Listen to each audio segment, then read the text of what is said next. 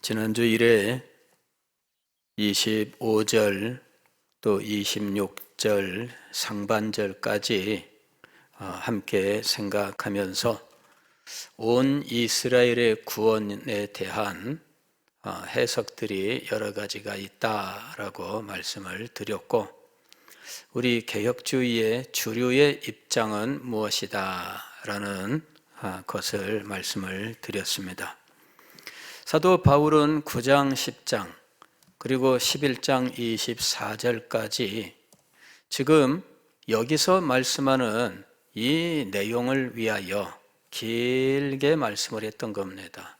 사도 바울은 자기 동족들을 향하여 안타까운 심정을 가지고 있다, 이렇게 이야기합니다. 자기 동족들이 하나님의 구원을 받을 수 있다면 자신은 그리스도에게서 끊어질지라도 난 원하는 바다, 이렇게 이야기합니다. 그러면서 자기 동족들에 대한, 즉 유대 민족에 대한 사도 바울의 이야기가 쭉 진행되는 거예요. 그들이 버림을 받았다. 이방인이 하나님의 백성으로 선택을 받았다.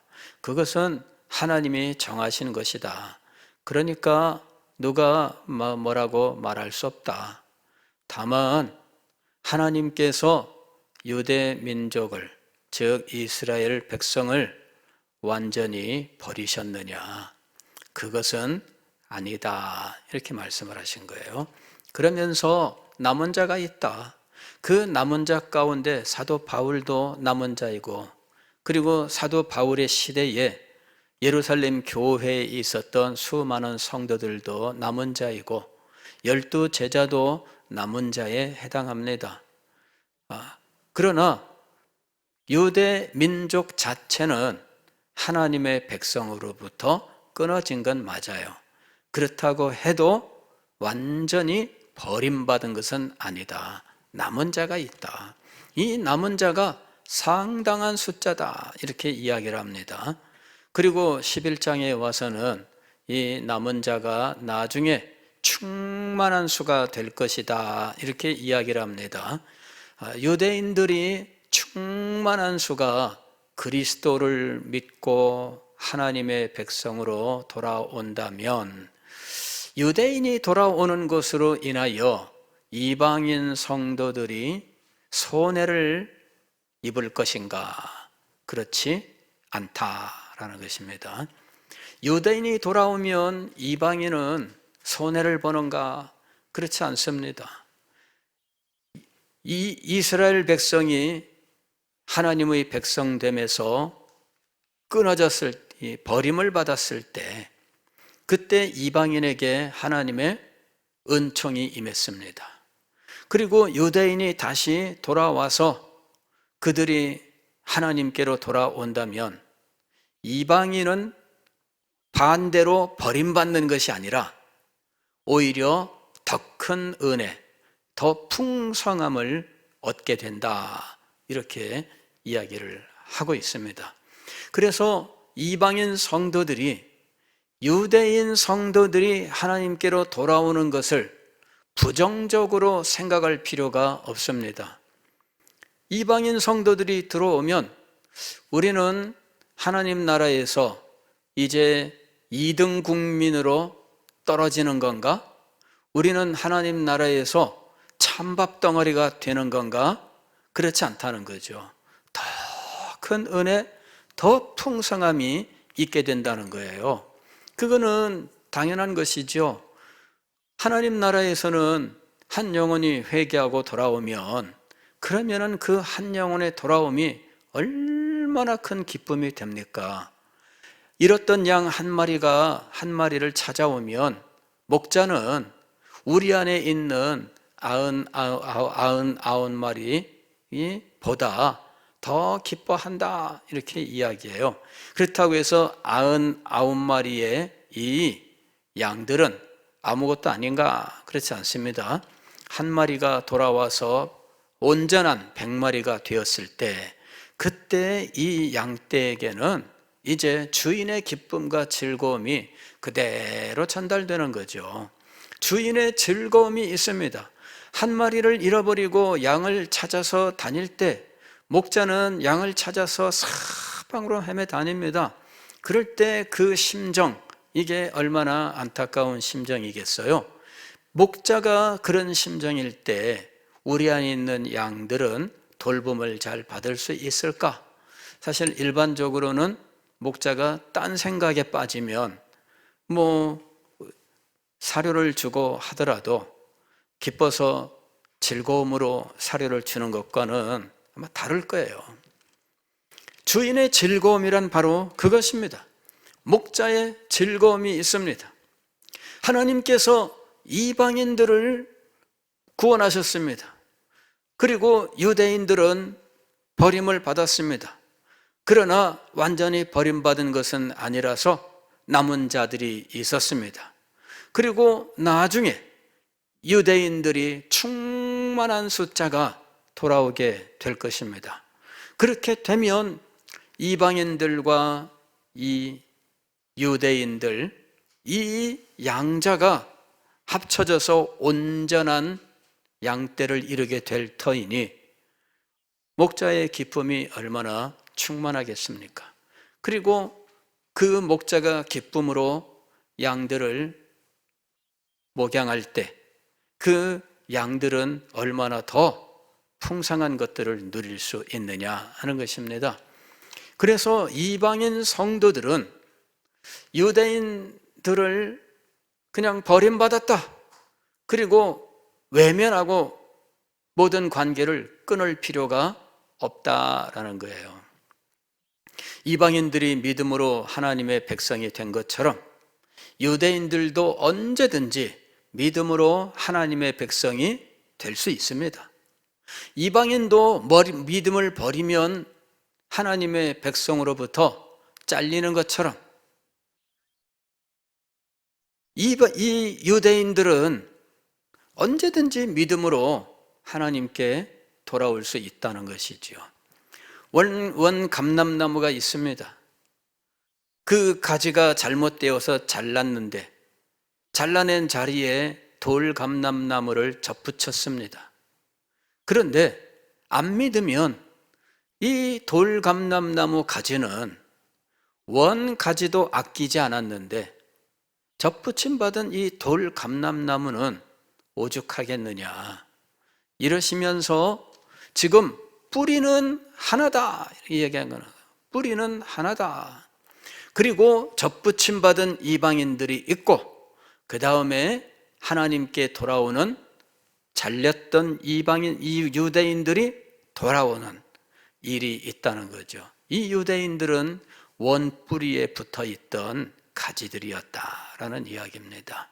그래서 이방인 성도들은 유대인들이 예수 그리스도를 믿고 돌아오는 것에 대하여 부정적인 마음을 가질 필요가 없고 두려워할 이유가 하나도 없고 오히려 유대인들이 하나님께 돌아오는 것을 기뻐하라 하는 것입니다.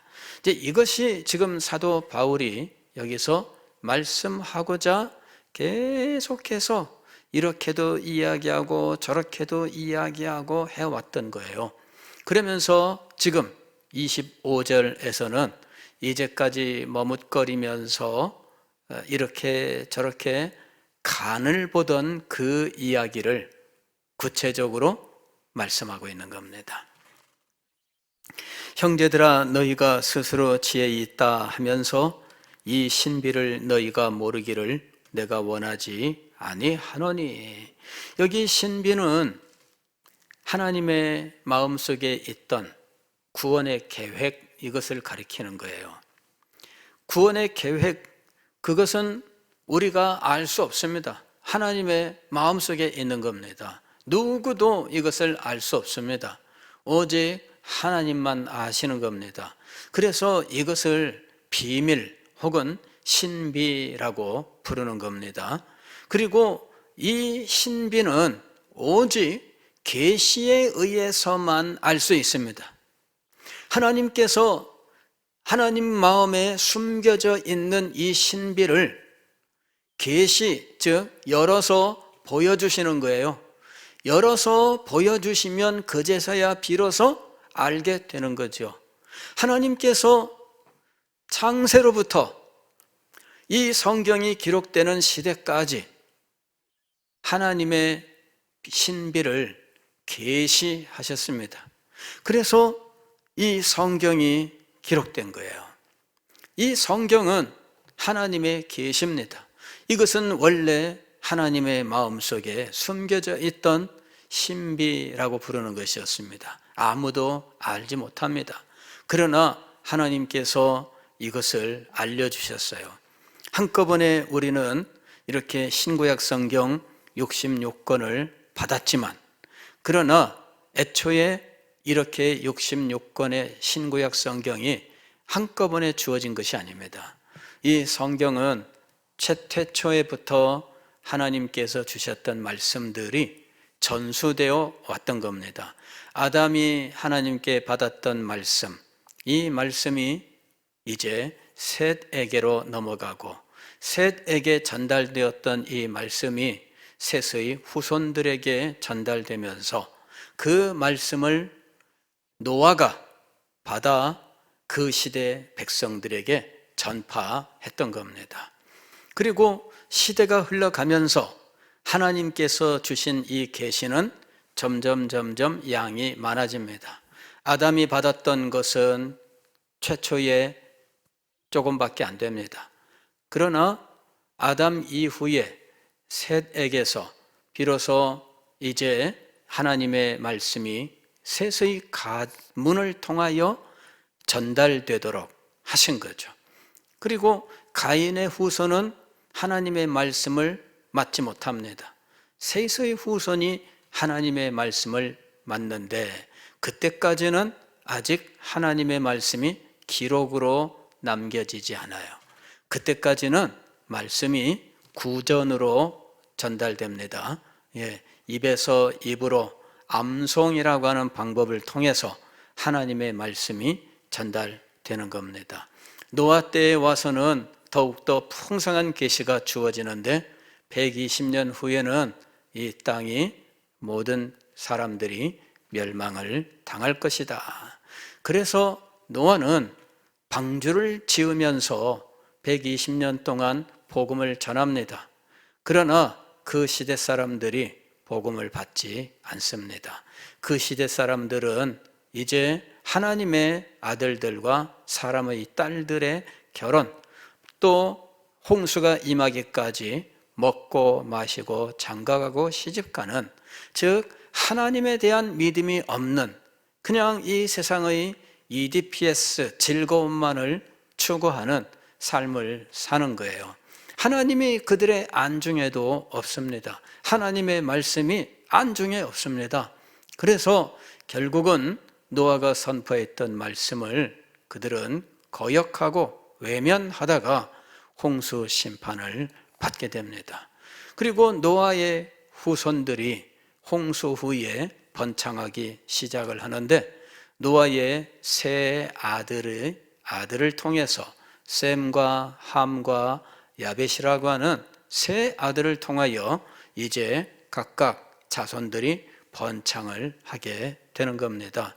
이렇게 번창하던 어떤 때에 바벨탑을 쌓으면서 이 노아의 후손들이 이제는 흩어지게 됩니다. 서로 언어가 통하지 않게 되면서 그들은 이제는 한 가정으로 존재하다가 이제는 각자 뿔뿔이 흩어져서 자기 언어가 통하는 사람들끼리 따로따로 흩어지게 됩니다.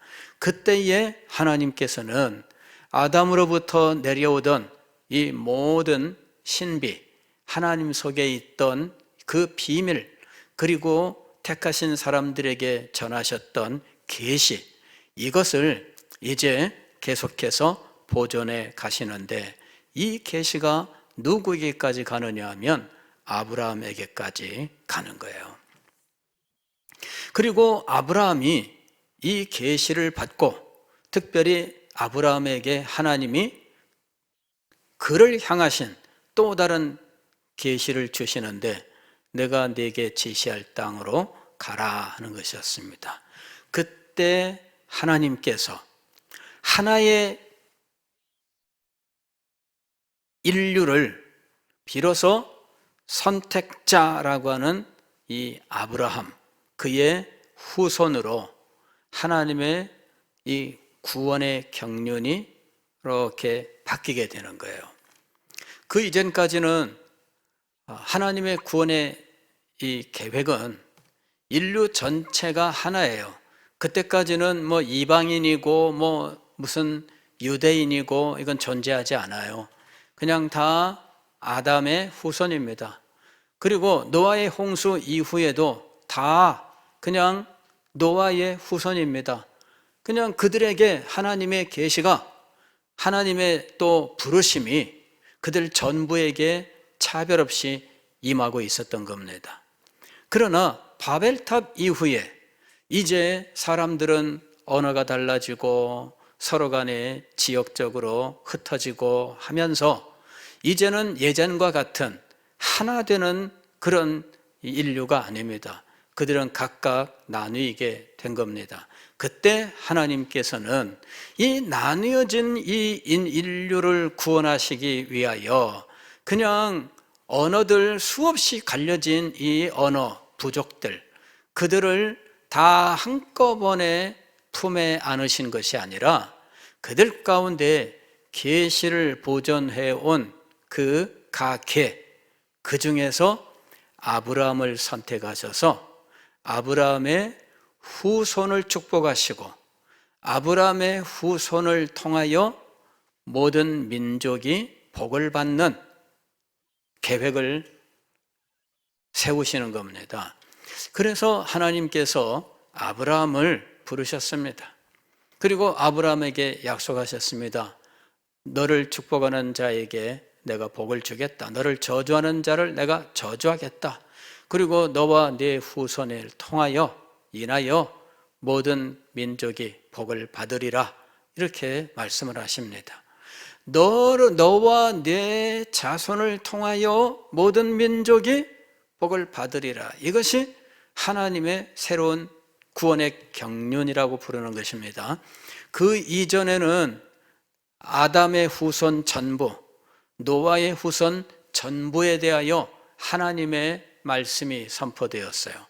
그러나 이제는 바벨탑 이후에 하나님은 아브라함을 부르시고 아브라함과 그 후손을 향하신 하나님의 계획을 세우시고 아브라함과 그 후손을 통하여 세계 모든 민족이 복을 받게 되는 이런 구원의 계획을 세우신 겁니다. 그 전에는 아담의 후손 전부, 노아의 후손 전부에 대하여 하나님의 말씀이 다 선포되고 그들 전부를 향한 하나님의 뜻이 나타났던 거예요. 그러나 언어가 갈리고 민족이 갈리고 그 나라가 달라지고 이렇게 되면서 하나님은 이들을 과거처럼 한꺼번에 안으신 것이 아니라 그 중에 아브라함을 선택하시고 그의 후손을 선택하셔서 결국에는 모든 민족이 구원을 얻는 이 계획을 세우신 겁니다. 그리하여 아브라함을 부르셨어요. 그리고 아브라함에게 후손의 약속을 주시고 그 후손을 통하여 세계 만민이 복을 받게 하시고자 하셨던 겁니다. 아브라함은 이 말씀을 붙들고 가나안 땅으로 갔고 그 가나안 땅에서 아브라함이 간절히 소망했었던 것은 하나님께서 약속하신 자손이었습니다. 그곳에서 10여 년 세월을 보낸 후에 아브라함은 하나님 앞에 하나님, 저는 자녀가 없습니다. 이렇게 호소를 합니다. 하나님, 과거에 내 후손에게 복을 주겠다, 너와 내 자손에게 땅을 주겠다, 모든 민족이 복을 받게 하겠다 하셨는데 아들이 없습니다.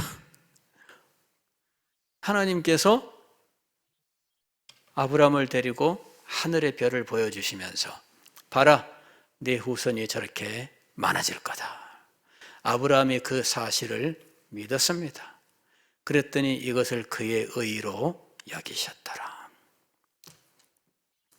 자, 이 아브라함의 후손은 이제 그 언약이 이삭에게로, 야곱에게로, 그 다음에 야곱이 애굽으로 이주하면서 70명의 식구들을 데리고 갔는데, 이 70명이 400여 년 후에 아주 큰 민족을 이루게 됩니다. 그리고 그 민족을 하나님께서 애굽 땅에서 구원해 내시고 가나안 땅으로 인도하시죠. 이 가나안 땅은 하나님께서 아브라함에게 주시겠다고 약속하신 땅이었습니다. 그래서 아브라함이 가나안 땅에서 100년을 지내는 동안 단에서부터 브엘세바까지, 저 북쪽에서부터 남쪽까지 그가 발로 밟고 다니면서 약속의 땅을 하나님께 확인하게 됐던 거예요.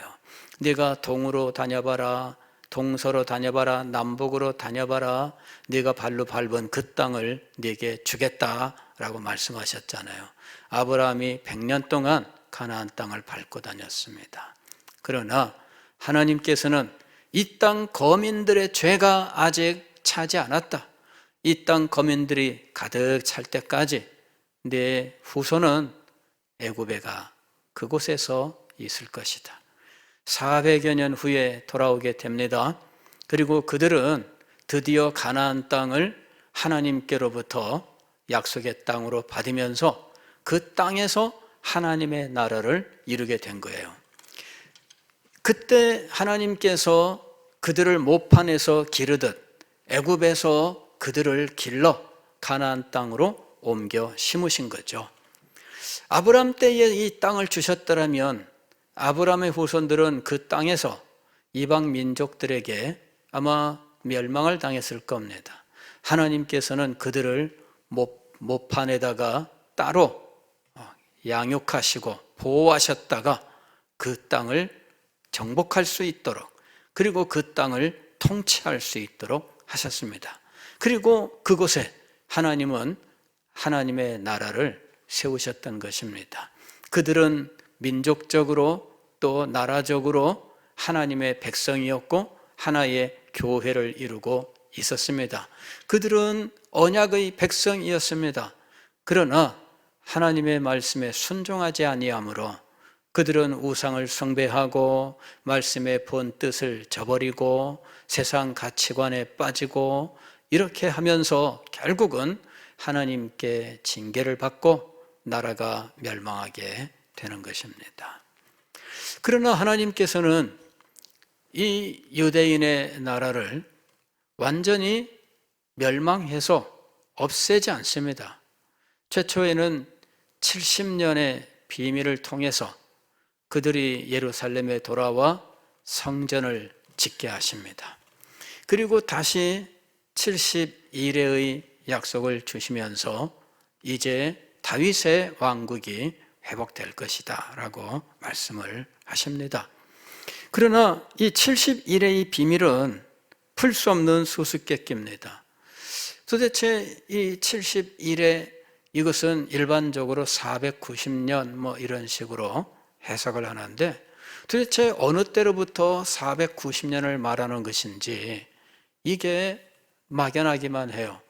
그러나 학자들이 여러 가지로 연구를 해본 결과 490년 그때에 예수 그리스도께서 오셨다, 이렇게 해석하는 것이 맞다 하는 것입니다. 그래서 예수님께서 오신 그 때가 하나님께서 이스라엘을 회복할 때입니다. 그러나 알고 보면 그때 이스라엘은, 혈통을 따르는 이스라엘은 하나님께 버림을 받습니다.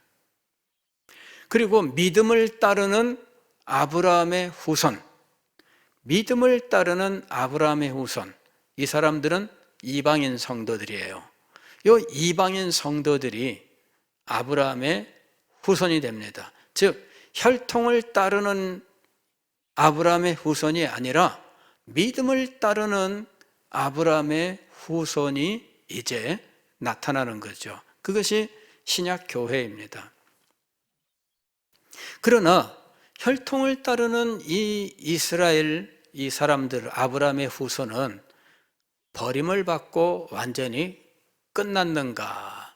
바로 그 문제를 지금 사도 바울이 얘기한 거죠. 끝난 것이 아니다, 이렇게 이야기하고 있는 거예요. 끝나지 않았으면 어떻게 되나? 자, 26절 보면 그리하여 온 이스라엘이 구원을 받으리라, 이렇게 되어 있습니다. 여기 온 이스라엘이 도대체 무엇이냐? 이 해석이 여러 가지로 갈리고 있어요. 나름대로 그 해석의 근거들을 말씀하는데, 그 근거들을 따라 가보면 가볼수록 혼동만 되고 오히려 모르겠다, 이런 상황이 되는 겁니다.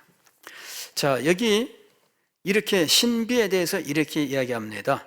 이방인의 충만한 수가 들어오기까지 이스라엘의 더러는 우둔하게 되었다라는 것입니다. 그런데 이방인들이 충만하게 되기까지 요 우둔하게 된 이스라엘 말고 하나님께로 돌아오는 사람들이 있어요. 이방인들이 하나님의 백성됨을 보면서 앞에서 바울이 이야기한 것에 의하면 시기하는 사람들이 있는 거죠. 시기와 질투, 즉 본래 우리가 하나님의 백성인데 이방인들이 하나님의 백성이 되었다. 도대체 이유는 무엇인가? 우리가 예수 그리스도를 믿지 않았다, 하나님의 참된 계시를 받아들이지 않았다 라고 하는 사실을 깨닫게 되면서 예수 그리스도를 자신의 구주로 영접하는 사람들이 일어나는 거예요. 이런 사람들이 시기하는 사람들이라고 표현되어 있습니다. 이 시기하는 사람들이 점점 늘어나게 될 것입니다. 어느 정도까지 될 것인가? 12절 말씀을 보면 충만함이라고 되어 있어요. 여기 보면은 그들의 실패가 이방인의 풍성함이 되거든 하물며 그들의 충만함이리요. 유대인의 충만함이 있다라는 이야기죠. 그래서 이방인의 충만함과 유대인의 충만함, 이게 있는 거죠. 이렇게 하여, 26절에 그리하여 라는 겁니다. 그리하여, 즉 이방인의 충만함과 유대인의 충만함이라고 하는 이 일로 인하여 온 이스라엘이 구원을 받으리라. 자, 지금 말씀드린 이 해석은 온 이스라엘이 이방인과 유대인을 다 합해서라는 의미입니다. 예. 유대인과 이방인을 다 합해서 온 이스라엘이다. 즉 여기에 온 이스라엘은 유대인만을 가리키는 것이 아니라 이방인 성도까지를 다 가리키는 것이다. 이방인이 이스라엘이 되는 원리는 로마서 4장에 나옵니다. 로마서 4장을 보게 되면 아브라함이 믿음을 따르는 자들의 조상이라고 이야기합니다. 믿음을 따르는 자들의 조상이 되었다. 아브라함은 믿음의 조상이 된 겁니다. 그리고 믿는 자는 혈통이 아닌 믿음으로 아브라함의 후손이 되는 것이죠.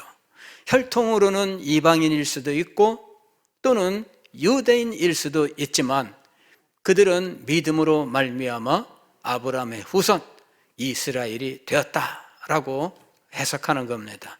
그래서 여기 온 이스라엘은 이방인과 유대인 전부 믿음으로 말미암아 아브라함의 후손이 된 사람들을 가리키는 것이다. 이것이 칼빈을 비롯하여 개혁주의 모든 주류의 학자들이 해석하는 방식입니다. 이 해석에서 문제는 이스라엘이 민족적으로 하나님의 길로 돌아오는가, 그것을 가르치지 않습니다. 민족적으로, 즉 이스라엘이라고 하는 민족이 구약처럼, 구약시대 이스라엘 백성들처럼 통째로 하나님께로 돌아오는가? 그렇지 않다. 다만 유대인 중에 상당히 많은 수가, 그게 충만함이에요. 충만함. 그게 어느 정도인지는 우리는 아무도 모릅니다. 그게 몇 %인지는 우리는 아무도 모릅니다. 왜? 기준은 하나님에게 있기 때문입니다. 이방인의 충만함도 마찬가지입니다. 이방인의 충만함도 몇 명을 말씀하는 것인지 아무도 모릅니다. 몇 %를 충만함이라고 말하는지 아무도 답할 수 없습니다. 왜냐하면 하나님의 마음속에 작정일 뿐이거든요. 그러나 분명한 것은 충만함이란 작은 숫자를 말하는 것이 아니죠.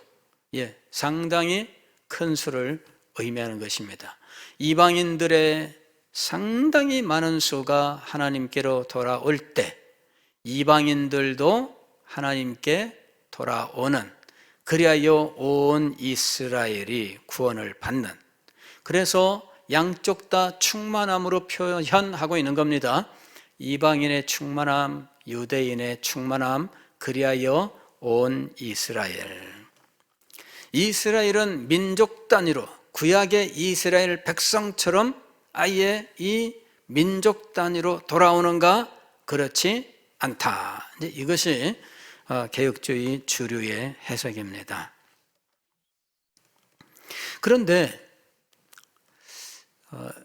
이것을 또 민족 단위로 돌아오는 것으로 해석하는 분들도 있어요. 이제 이런 분들 중에는 개혁주의 신학을 가진 사람들 중에도 민족 단위로 돌아온다라고 말씀하시는 분들이 있습니다. 이런 분들은 소위 우리가 역사적 전천년설이라고 하는 이 종말론을 말씀하시는 분들이 이제 이 입장에 서 있습니다. 예수님이 재림하실 때 그 재림의 징조 가운데 유대인이 민족적으로 회심한다, 이제 이러는 이야기를 하는 분들이 있습니다. 그리하여 예수님이 이 재림하시고 천년 왕국을 이룬다라고 하는, 이것이 이제 전천년설이에요. 이 전천년설에서는 예수님의 재림 직전에 여러 징조들이 있습니다. 그 징조들 가운데 유대 민족이 돌아오는 것이 있고, 그러면서 이제 이 사람들 가운데에는 이제 뭐 휴거를 이야기하는 사람들도 있어요. 성도들이 공중으로 들림을 받고, 이제 그러나 요 휴거를 말씀하는 분들은 나중에 따로 분류를 하게 되는데, 이제 세대주의 전천년설을 말씀하는 분들은 요 휴거를 강조하고, 그래서 7년 대환란이 막판에 있는데 전 3년 반, 후 3년 반, 전 3년 반 때에 그 당시 성도들이 휴거하여 공중에서 예수님을 만나고, 그 다음에 후 3년 동안에 지상에 있던 사람들이 온갖 환난과 핍박 속에 있다가 어떤 사람들은 믿음으로 돌아오고, 그래서 7년 대환란이 끝나게 되면서, 그러면서 예수님의 재림과 천년 왕국이 이루어진다, 이제 이렇게 주장을 하는 겁니다. 그리고 재림 직전에 여러 가지 징조 중에 유대인의 민족적 회심뿐만 아니라 무슨 뭐 666 짐승의 표라든지 대배교라든지 이제 이런 것들을 징조 중에 아주 중요한 것으로 이야기합니다. 그리고 이 사람들이 지금 하는 것 중에는 666 표, 짐승의 표를 가지고 예언 활동을 하는 이제 이런 일들입니다. 그러나 그런 것들은 우리 개혁주의의 이 가르침하고는 너무 다르다라고 하는 것입니다. 자, 지금 여기 이스라엘 백성들이 민족 단위의 회심을 하는가 하는 이 문제는 우리가 답을 정확하게 그렇다 혹은 아니다 이렇게 말할 수 없습니다. 이것은 개혁주의 주류는 민족 단위의 회심을 인정하지 않습니다. 상당히 많은 수는 돌아올 수 있지만 구약의 이스라엘 백성처럼 아예 통째로 돌아오는 이런 일은 인정하지 않습니다. 다만 상당히 많은 수를 이야기하는 분들 중에는 이 유대인들이 어느 땐가 상당히 많은 수가, 이게 충만함이라고 부르는 이 숫자가 돌아오게 되는 때가 있는데, 그때 이방인의 충만함과 유대인의 충만함이 함께 이루어지는 이 보편적 부흥의 시대가 시작될 것이다, 이렇게 말씀을 한 분들이 있었습니다. 청교도들의 주된 가르침이었어요. 그래서 이분들은 이 이방인들이 충만하게 돌아오는 것과 유대인이 충만하게 돌아오는 이 두 가지를 위해서 선교 사역을 감당합니다. 근대 개신교 선교는 바로 이 입장으로부터 시작되는 겁니다.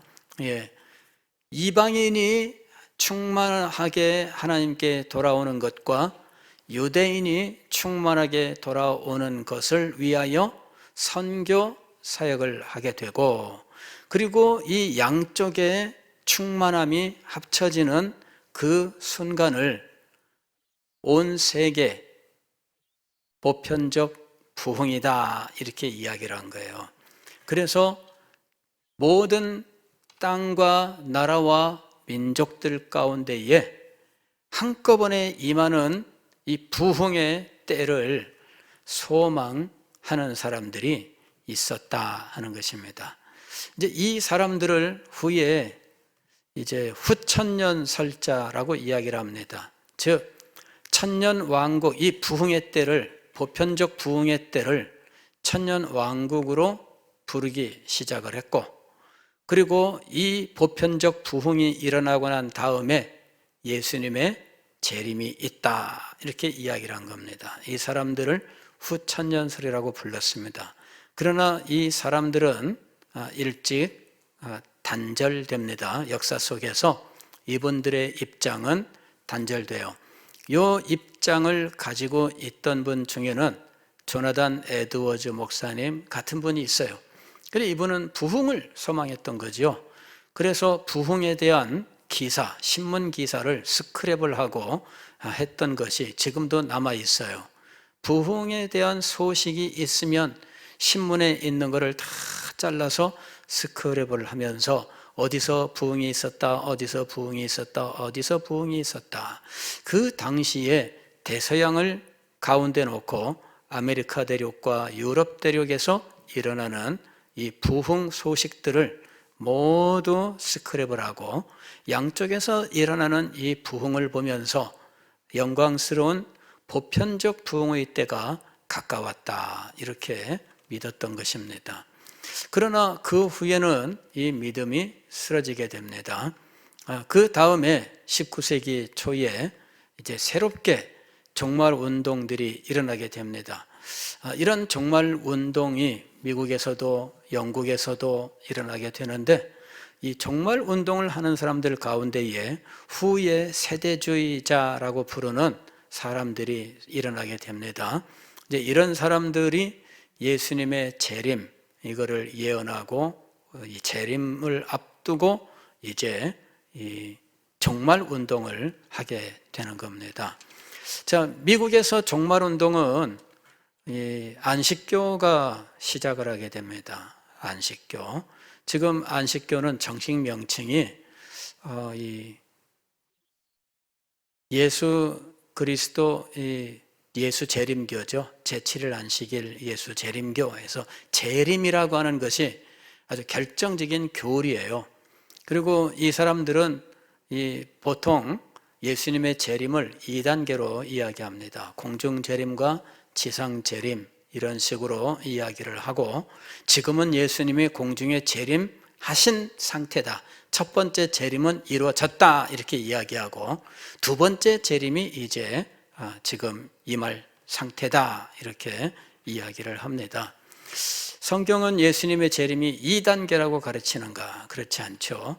예수님의 재림은 한꺼번에 임하는 것이지, 무슨 공중 어딘가에 또다시 무슨 캠프를 차려놓고 그리고 지상으로 내려올 때를 준비하고 있는가? 그렇지 않습니다. 예. 그 다음에 이제 또 이런 종말 운동을 하는 사람들 가운데 미국에서는 몰몬교 같은, 몰몬교는 전혀 새로운 이런 성경을 또 추가해서 여기 또 후기 성도 이렇게 부릅니다. 예, 후기 성도, 말일 성도죠. 예, 말세에 대한 것입니다. 그래서 이런 불건전한 종말 운동들이 있었어요.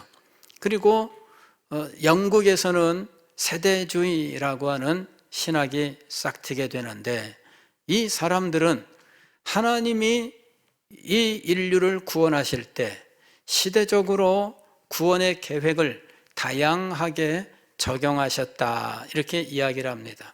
구약시대 이스라엘 백성들은 율법으로 구원을 하셨다면 신약시대에는 믿음으로 구원을 하셨다 이렇게 이야기하는 겁니다. 그래서 구약의 율법과 신약의 믿음은 별개의 것이다 이렇게 이야기를 하는 겁니다.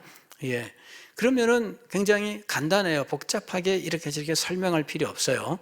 그러나 칼빈은 구약과 신약을 일관성 있게 해석을 합니다.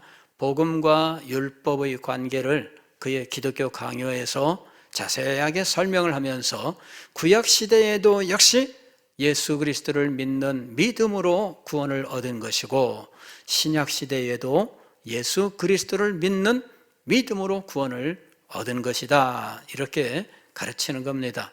그래서 구약과 신약은 통일성을 가진다 이렇게 우리는 가르치고 믿습니다. 그러나 세대주의는 구약은 구약이고 신약은 신약이다 이렇게 가르치는 거예요.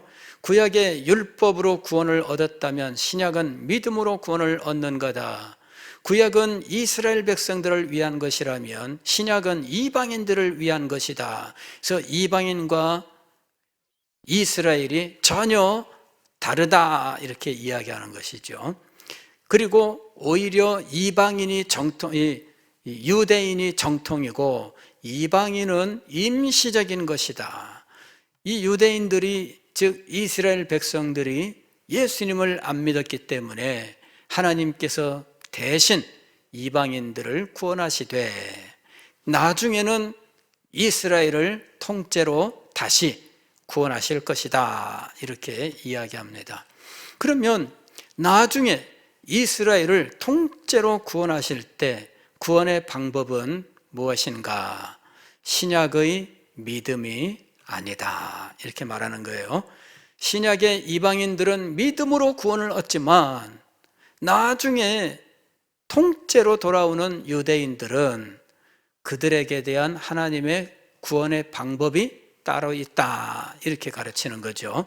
그래서 이 신약 시대의 이방인들은 유대인의 곁다리가 된 것이다 이렇게 말하는 거예요. 예, 그래서 유대인이 돌아오고 천년 왕국이 이루어지면 이방인 성도들은 그 나라의 본 백성들이 아니다 이렇게 이야기하는 거예요. 그래서 우리는 이 세대주의의 이 가르침이 잘못되었다 이렇게 이야기합니다. 왜냐하면은 신약시대의 이 믿음을 강조하고 이신칭의의 교리를 누구보다 강하게 믿는 사람들은 분명하지만, 그러나 이 이신칭의의 교리를 이방인에게만 적용하는 이것이 잘못입니다.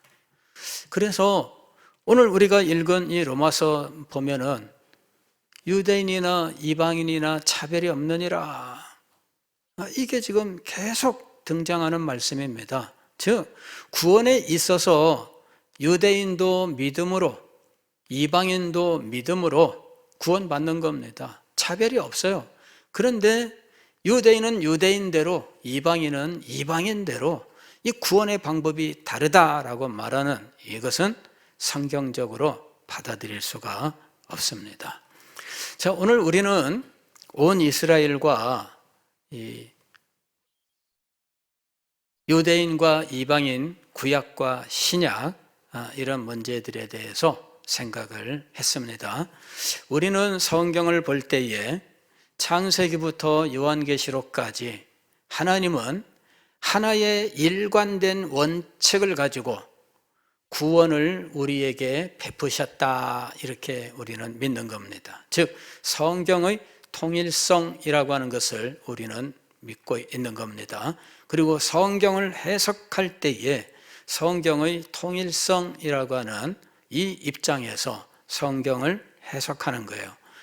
해석하기 어려운 부분들이 나와도 성경의 통일성이라고 하는 이 원칙을 끝까지 고수하면서 하나님은 처음부터 끝까지 하나님은 일관되게 이 구원의 길을 계획하시고 우리에게 제시하셨다, 이렇게 우리는 믿고 있는 겁니다. 그러나 어떤 사람들은 성경을 해석할 때 너무 문자에 매여서 봐라, 여기 이렇지 않느냐, 여기에 구원의 방법은 이렇다, 여기 구원의 방법은 이렇다, 구원의 방법이 시대마다 달랐다, 이렇게 이야기합니다.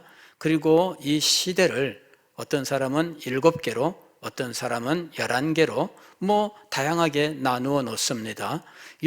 그들이 구분한 이 시대를 세대라고 지칭하면서, 그래서 우리는 세대주의라고 부르는 거예요. 아담은 아담대로 우리와 다른 구원의 방식으로 구원을 받는 것이다. 왜? 세대가 다르니까, 이런 거죠. 그러나 우리는 아담도 예수 그리스도를 믿는 믿음으로 구원을 얻은 겁니다. 아브라함이 창세기 3장 15절에 하나님께로부터 여자의 후손의 약속을 받습니다. 이 여자의 후손의 약속을 우리는 원복음, 이 복음의 가장 원초적인 형태라고 이야기합니다. 이 원초적인 형태의 이 원복음에서 여자의 후손을 약속하셨는데, 예수 그리스도는 남자 없이 성령으로 잉태하여 여자에게서 나신 참된 여자의 후손입니다. 그래서 오늘 우리는 이 아담으로부터 세상 끝날까지 오직 하나님이 약속하신 예수 그리스도를 믿는 믿음으로 구원을 얻는 것이고, 아담으로부터 세상 끝날까지 모든 사람들을 향하신 하나님의 구원의 방법은 이 한 가지밖에 없다라는 것입니다. 생선 토막 내듯 시대를 7개로 자르고 11개로 자르고 10몇 개로 잘라서 그때마다 달라요, 이렇게 하는 것은 성경의 가르침이 아닙니다. 기도하겠습니다.